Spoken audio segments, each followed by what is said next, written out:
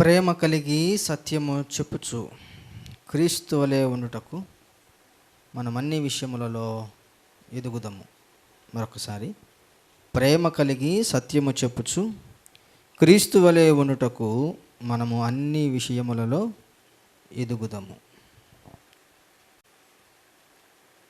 మానవుని దేహంలో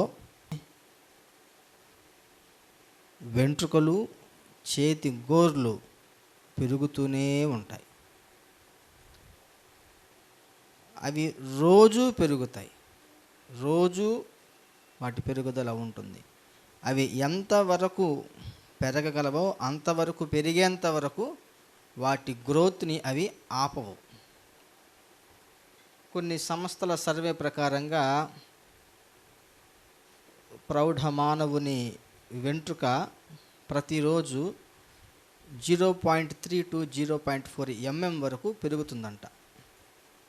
అంటే అది ఎంతో కొలిచి చూడటం కష్టం కనుక సంవత్సరానికి 6 అంగుళాలు వెంట్రుక పెరుగుతుంది అని సహజంగా శాస్త్రవేత్తలు చెప్తుంటారు.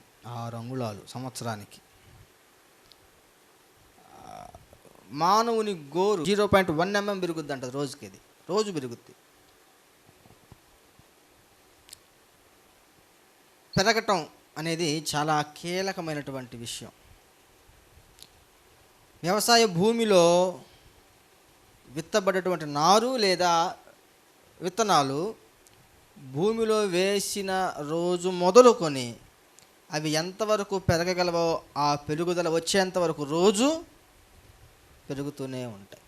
విత్తనము పెరిగిద్ది, నారు కూడా. దాన్ని ఫలించటం అంటాం, మొలకలెత్తటం అంటాం, ఏపుగా పెరిగింది అంటాం. సో పెరగటం అనేది మానవుని దేహంలోని వెంట్రుకలకి ఒక లక్షణం, గోడలకి ఒక లక్షణం, వ్యవసాయ భూమిలో విత్తబడ్డ పంట విత్తనాలకి ఒక లక్షణం. అయితే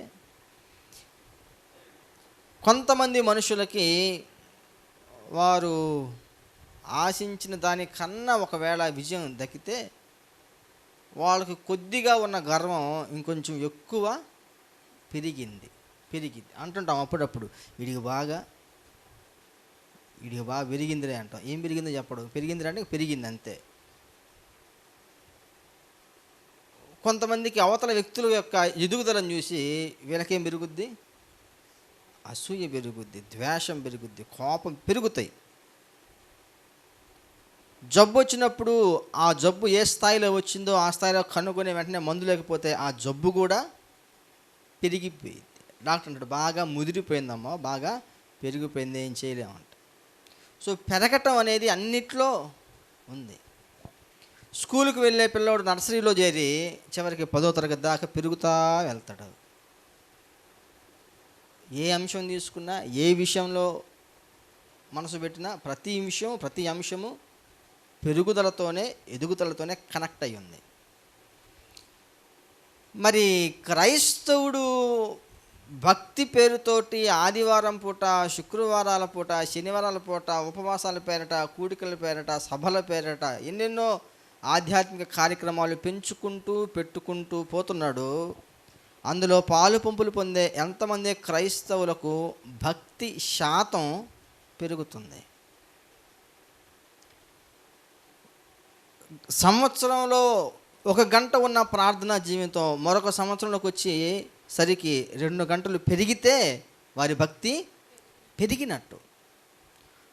1 సంవత్సరం 2 గంటల ప్రార్థనా జీవితం మరొక సంవత్సరంలోకి 3 గంటలకు పెరిగితే వారి భక్తి శాతం పెరిగినట్లు. 1 అధ్యాయం మాత్రమే చదవగలిగే శక్తి నుంచి 4-5 అధ్యాయాలు చదవందే నాకు తృప్తిగా ఉండట్లేదు అనే ఆలోచన కలిగితే వారు భక్తిలో పెరిగినట్లు. ఎంత పనున్నా ఆదివారం ప్రభుకి ఖచ్చితంగా అప్పగించాల్సిందే అని ఒక తీర్మానం తీసుకొని గతంలో కంటే మెరుగ్గా ఆలయానికి హాజరవుతూ ఉన్నాము అంటే మన భక్తి మనలో పెరిగిందని అర్థం. సో పెరగటం అనేది చాలా ఇంపార్టెంట్.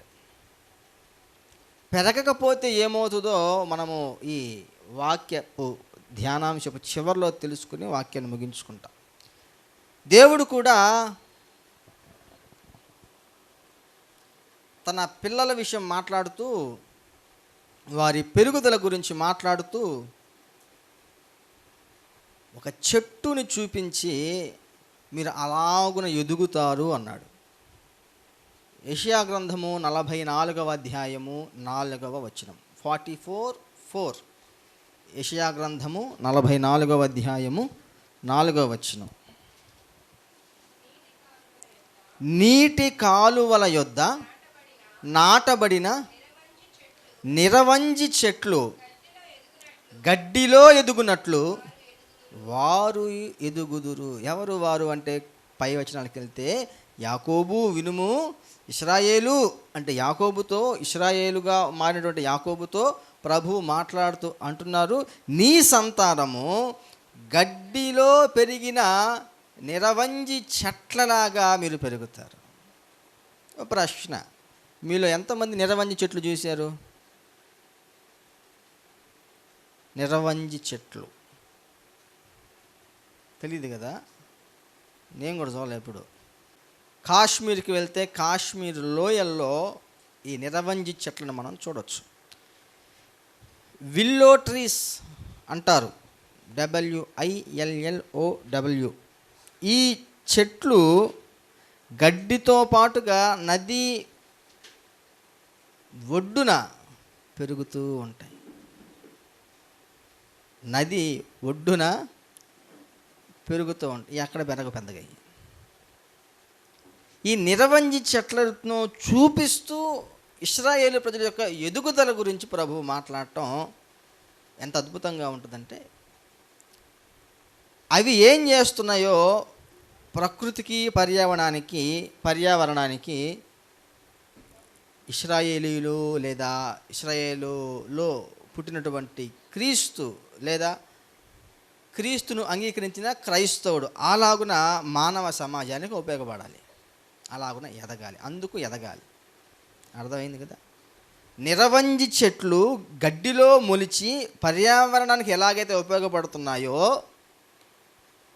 ఇశ్రాయేలీలు లేదా ఇశ్రాయేలులో పుట్టినటువంటి క్రీస్తు లేదా క్రీస్తును అంగీకరించిన క్రైస్తవులు అలాగున సమాజానికి ఉపయోగపడాలి. ఈ నిరవంజి చెట్ల గురించి అక్కడక్కడ పరిశుద్ధ గ్రంథంలో మనకు కనబడతాయి. అయితే 3 సందర్భాల్లో ఈ నిరవంజి చెట్ల గురించి మనం చూడగలుగుతాం. ఒకటి, బలవంతుడైనటువంటి సంసోనుని కట్టివేయడానికి ఈ నిరవంజి చెట్ల యొక్క 7 చువ్వలను వాడి ఆయన్ని బంధించడం జరుగుతుంది. చూద్దాం ఒక్కసారి. న్యాయాధిపతుల గ్రంథం 16వ అధ్యాయం 7-8 వచనాలు. న్యాయాధిపతుల గ్రంథం 16వ అధ్యాయం 7-8 వచనాలు.